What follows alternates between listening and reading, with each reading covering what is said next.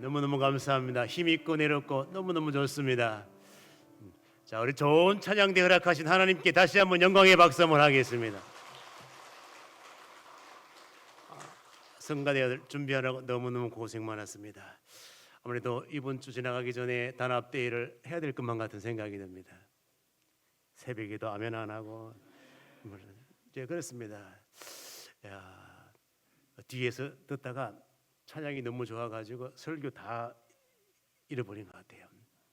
그래도 괜찮습니다. 왜? 설교 대신해가지고 다 전할 메시지는 이미 다 찬양을 통하여 전해진 것 같습니다. 자, 우리 옆에 계신 분들과 한번 사랑의 인사 나누겠습니다. 사랑을 축복합니다.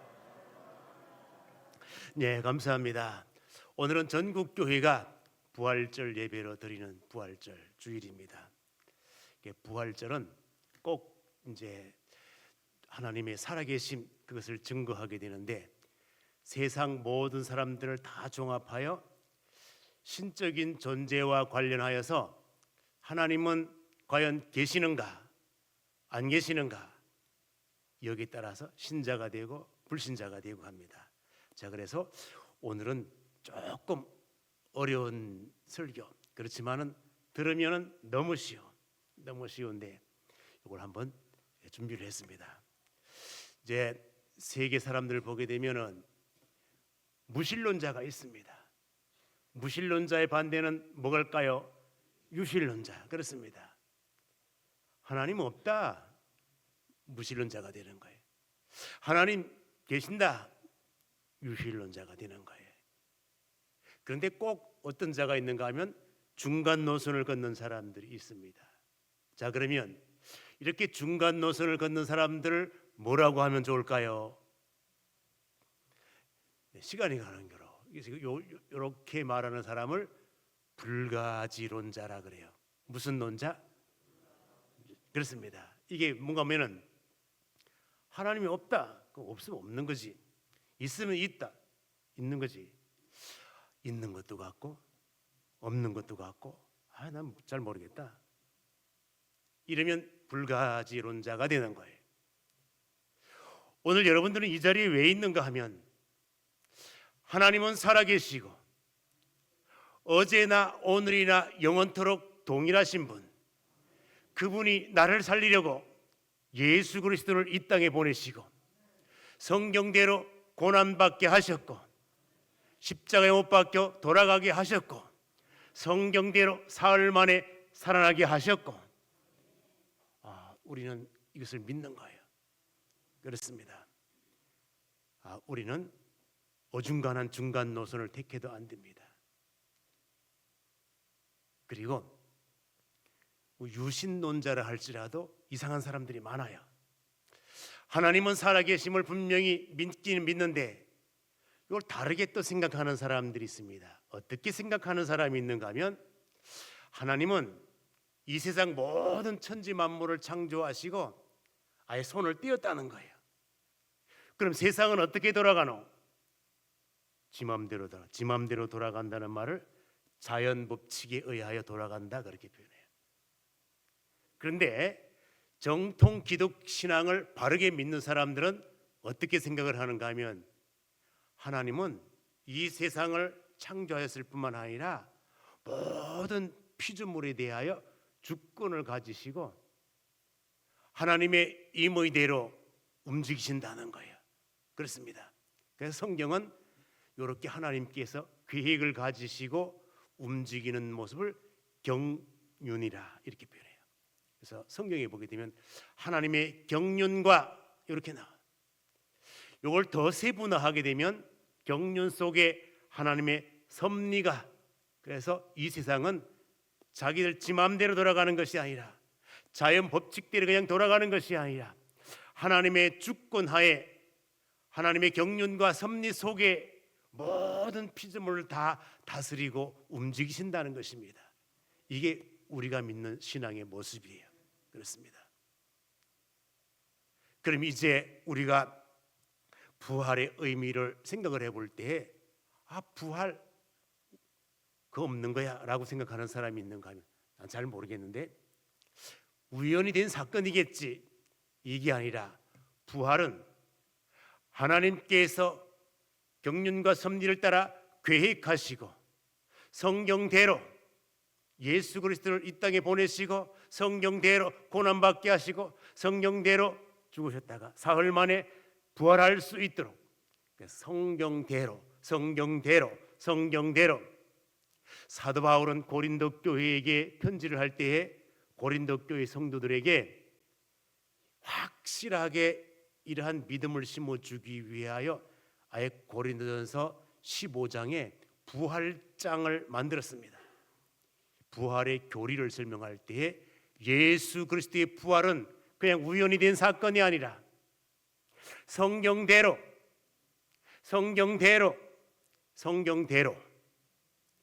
이렇게 논리를 세워가면서 가르쳤던 것을 볼 수 있습니다. 그렇습니다. 오늘날 많은 사람들이 성경대로 뭐 이리 하면은 그거 좀 안 그런데 덮어놓고 믿기만 해.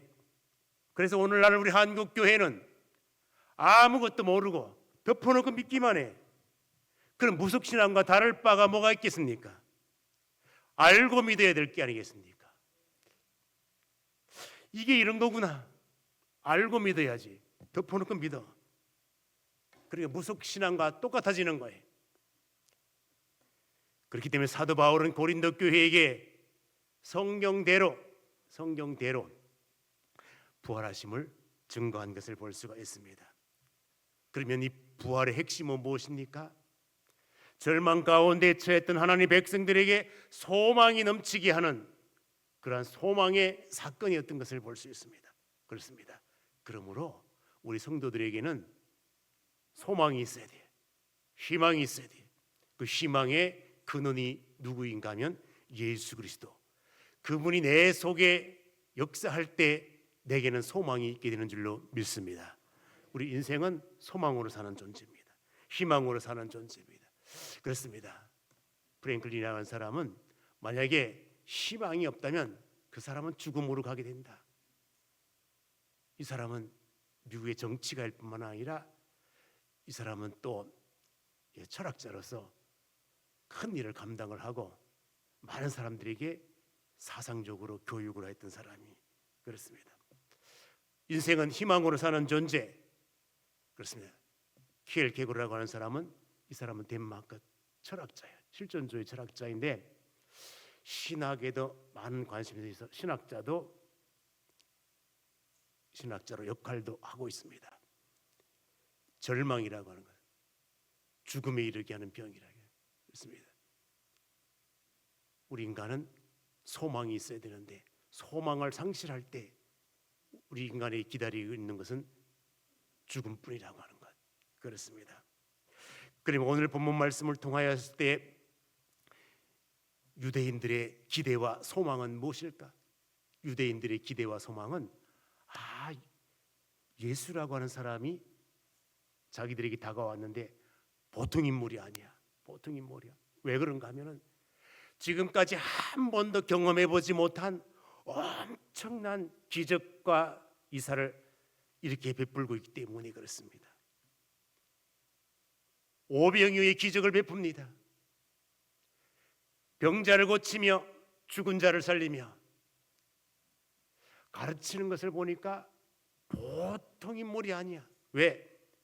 바리새인들도 놀랄 정도로 참 신기하고 놀랍도다. 가르침은 보통 사람들과 다르네. 인품을 보니까 또 보통 인품이 아니야. 그러나 백성들이 생각해 볼 때, 저 예수라면 이 유대 나라의 대통령으로 삼으면 딱이다. 그러니까 성경을 보게 되면 백성들이 확 몰려다녀. 예수님을 따라다니고. 그 왜 따라다니는가 하면 지금 우리가 볼 때에 오병이어의 기적을 보니까 경제정책 확실하겠다. 병든 자를 고치고 죽은 자를 살리는데 의료정책 확실하겠다.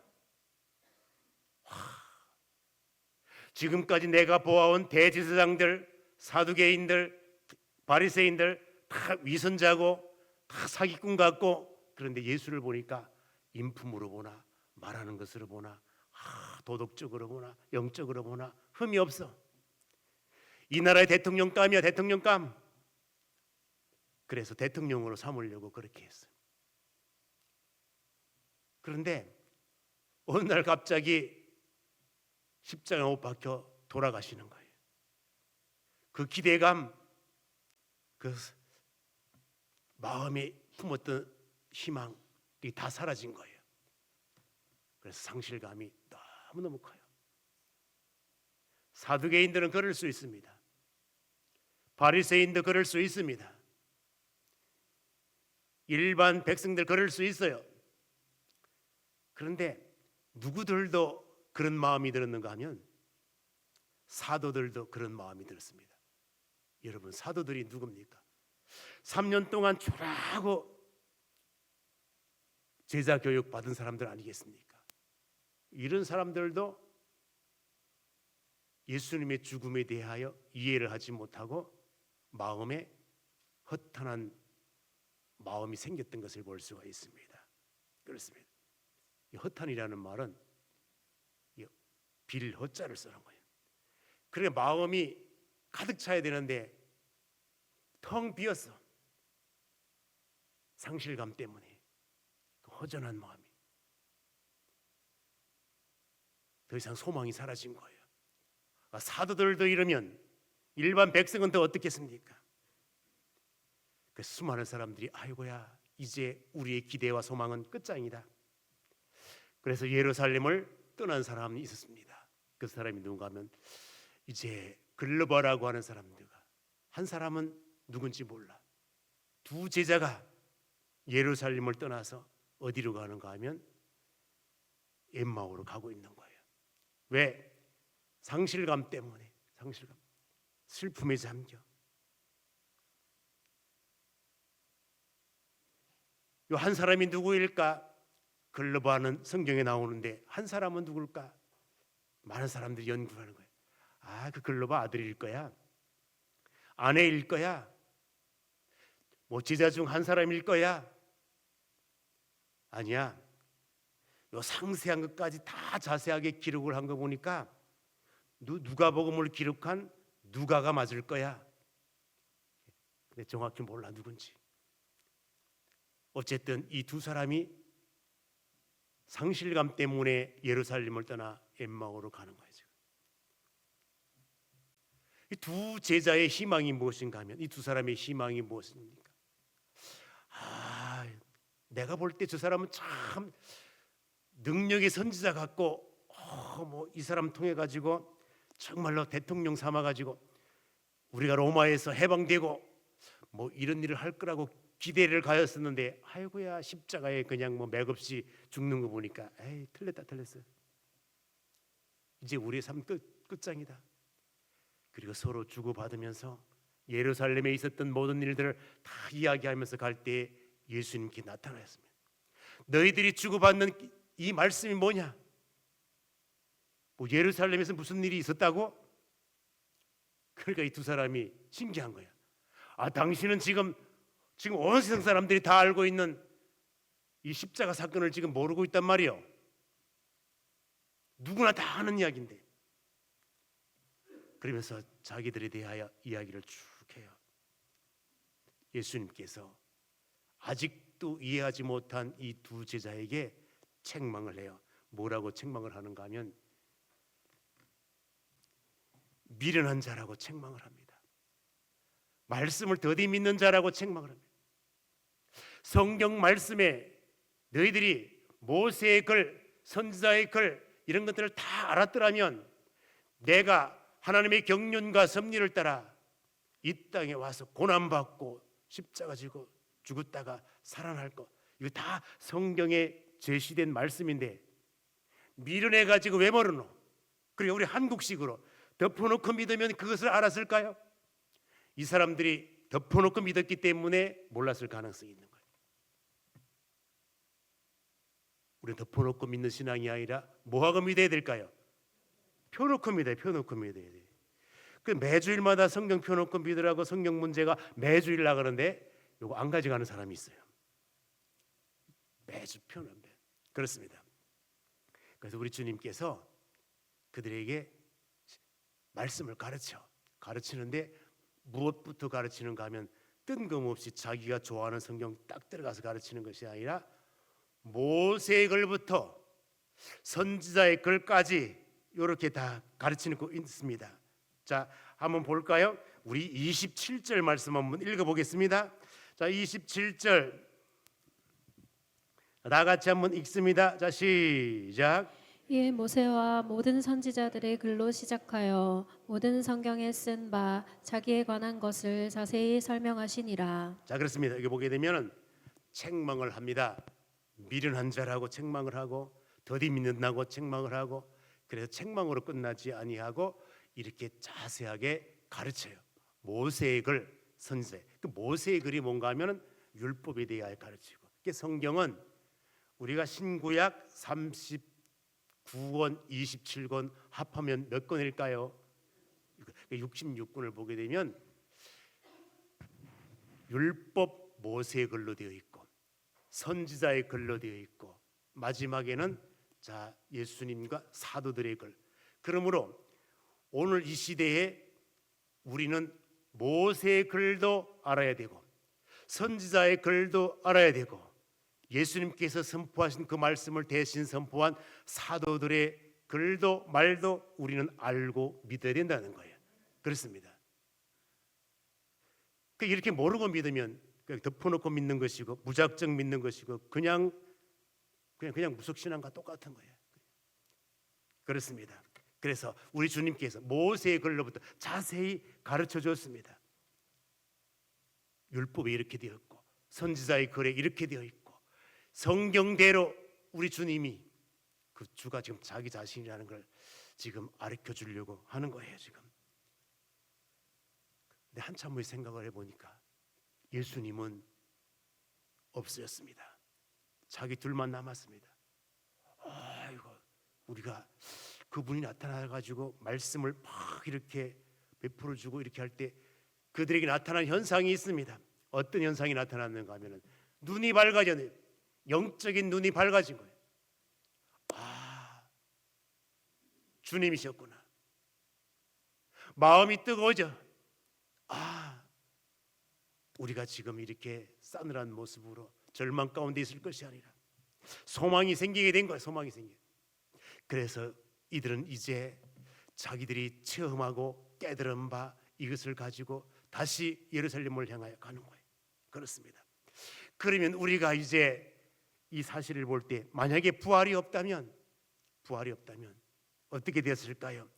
믿음도 헛것이고 우리는 거짓 증언으로 몰리고 또 뿐만 아니라 여전히 우리는 죄 가운데 있고 우리 바라는 것 이 세상뿐이라면 세상에서 제일 불쌍한 사람이 기독교인이에요. 왜? 다른 사람들은 토요일 날 주일 날 다 놀러 갈 때 다 가고 먹을 거 다 먹고 마실 거 다 하고 할 짓 다 하고 그런데 기독교인들은 뭐 이렇게 제지하는 게 많아. 그런데 세상 끝나고 보니까 천국도 없네, 지옥도 없네, 부활도 없네. 그러면 기독교인들이 얼마나 불쌍한 자이겠습니까? 그런데 성경은 분명하게 말씀하십니다. 천국도 있고 지옥도 있고 부활도 있고 그렇습니다. 그러므로 이제 우리의 믿는 믿음을 바르게 해야 되는데 그렇습니다.